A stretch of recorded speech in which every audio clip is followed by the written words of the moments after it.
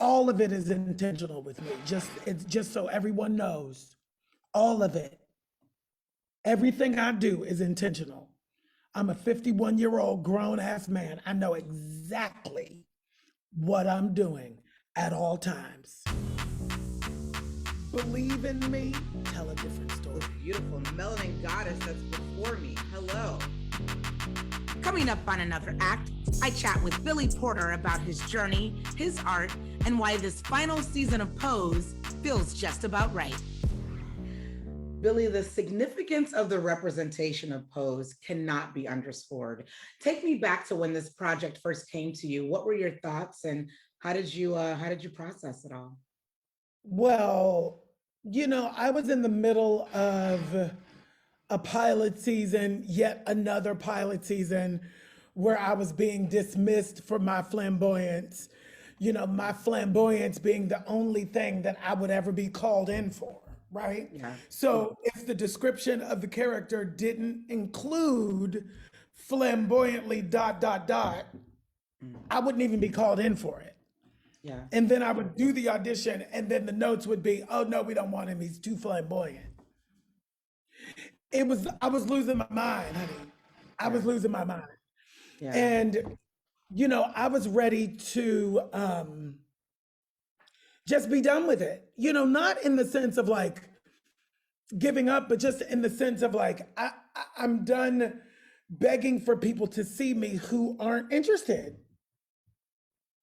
You know what I mean? And the day I had my little breakdown with my sister was the day I got the call for Pose.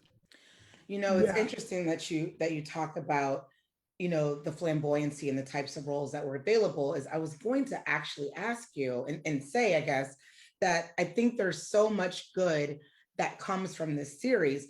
Trans and gay actors are getting visibility and characters with depth, not just accessories, which is what we largely are accustomed to like never before. And I was going to ask what that means to you. Well, it's a choice that I made, many, many, many years ago in the 90s. I saw the trajectory of what was available to me, and I was not happy with it. Yeah. And I was like, I need to be a real human being. I need to have 3 dimensions. I need to tell the stories of my friends, myself, the people who didn't make it, not relegated to ancillary characters for, white girls mainly, but everywhere. It's a conscious choice that I made. So it's not lost on me that in this moment, all of this I spoke into myself, the life that I spoke into myself has come to fruition. And that's not lost on me. Yeah. You have to speak it into yourself. You have to understand the magnitude of your purpose and your presence and your calling. And betting on yourself really worked out, because we have to give you your flowers. You're the first openly gay Black man to be nominated and win in any lead acting category at the Primetime Emmys. Congratulations. Thank you. I didn't know that was what was happening when it was happening, but it's cool. Yeah. I mean, you've been in this industry for so long. What did that moment feel like for you and for this role in particular? I'll say vindication. I would love to find another word, because there's something in vindication that feels negative to me. And I don't want anybody to feel like any of this was negative. I was told early on that my queerness would be my liability. And it was for decades, until it wasn't.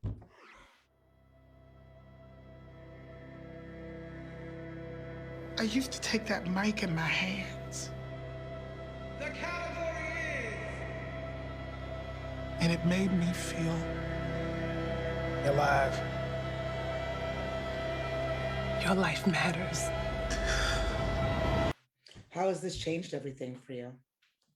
You know, it really has opened up a conversation creatively where people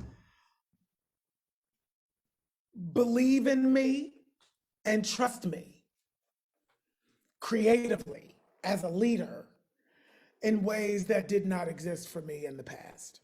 Yeah. Yeah. Imagine that. Imagine that.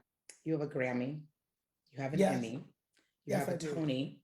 Yes, I Are do. you having EGOT dreams? And if so, does that shift the types of roles that you're looking for moving forward? Okay, here's the deal. Hmm. You know, I just signed with CAA. Congratulations. You know, CAA are the big dogs. Yeah. You know, I have to say, it's lovely to be counted in the number, in the possible number, in the story. You know, it's lovely. I would be an artist and I would be practicing my art and doing what you see me doing, whether I was receiving this kind of attention or not. So I just want to make that clear. Yeah. You know, yeah, would I love to be to win an Oscar and be an EGOT? Yes, yes. Who wouldn't? It would be lovely. It would be fabulous. Am I working on it? Yeah, of course. That's a part of my job. Yes, I am. I'm looking for parts. I'm looking for roles. I'm trying to, you know, it's a business. You know, and for me, that's a part of the business. For a Black queer actor, awards actually mean something. They mean something different for me than they would mean for Brad Pitt. You know, it does matter for us in a different way. That's okay. That's a part of the journey. And I'm focused on the work. Tell me a little bit about this last season of Pose. Does it feel right to end the show right now? Or do you understand people like myself who are fans of this series who could go for another 5, 6, 7 seasons of it? Yeah. You know, here's the thing about that. The creators, Stephen Canals and Ryan Murphy, had a very specific trajectory in mind, you know, the beginning and the end of the story. And it's better, I think personally, to leave while you're on top, to leave when you can tell the story and land the plane, you know, the metaphorical plane safely. What happens when it goes on too long is that stories simply then become filler. And then we start talking about how bad the show is and how it jumped the shark.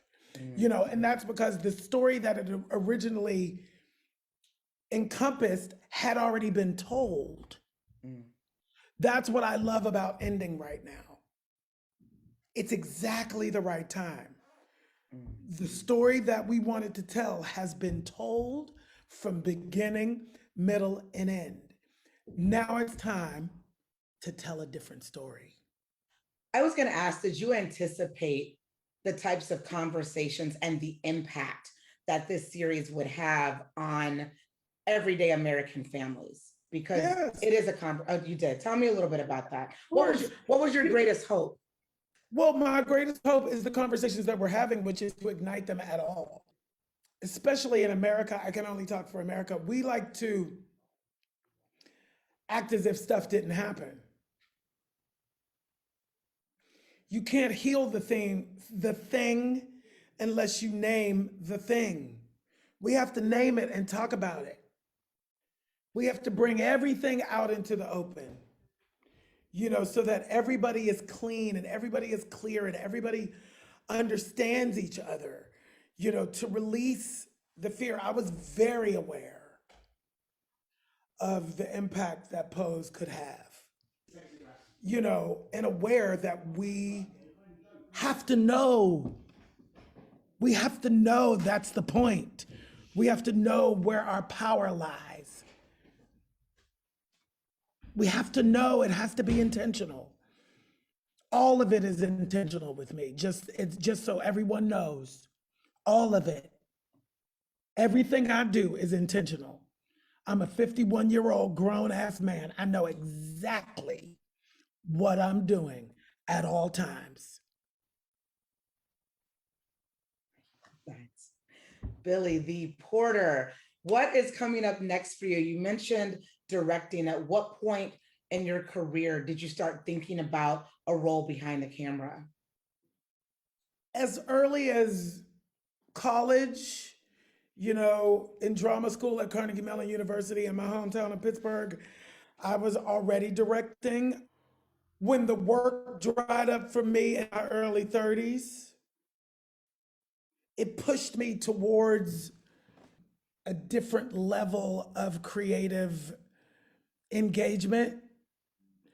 I always knew that I would be a director. I just thought, oh, I'm going to direct in the twilight of my career, when I'm done being on the stage, when I'm bored. I just didn't realize that I would be bored so soon with what was available to me. Yeah. I've been directing in the theater for 20 years. It's thrilling to finally get my shot in film and TV. This is my last shot at, pop music, crossover, mainstream music fame, kids. Buy my records so I can have a music career and sell out stadiums now. That's next. I love no it. limit, honey, no limit. You can't have any limits. But that said, when things slowed down for you, what kept you going? What kept you motivated, and what kept you in the game? I'm an artist. Mm. Being an artist, you find your way. Because it's not about celebrity. It's not about attention. It's about your art. I'm an artist first. Yeah. I'm glad it did, because I think it brought us to this moment Yeah. right now where you really get to explore all of the things that you're interested in. You have an audience that is waiting for you to give it to us. So thank you so much, Billy the Porter. I do appreciate you talking with me today. This was so much fun. Thank you for having me.